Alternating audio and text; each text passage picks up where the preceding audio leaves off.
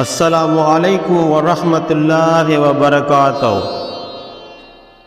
زمانے کا شکوہ نہ کرو بلکہ خود کو بدلو، کیونکہ پاؤں کو گندگی سے بچانے کا طریقہ جوتا پہننا ہے، نہ کہ سارے شہر میں قالین بچھانا۔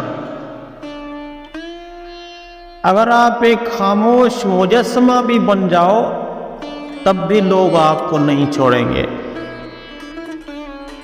کچھ نیکیاں ایسی بھی ہونی چاہیے جن کا اللہ کے سوا کوئی گواہ نہ ہو۔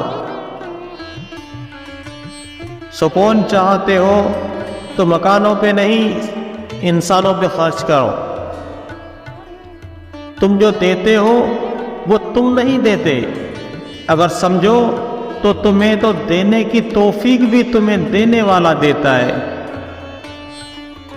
انسان کو اپنے اندر جھانکنا آ جائے تو وہ دوسروں کے احساسات کو سمجھنے کے قابل ہو جاتا ہے۔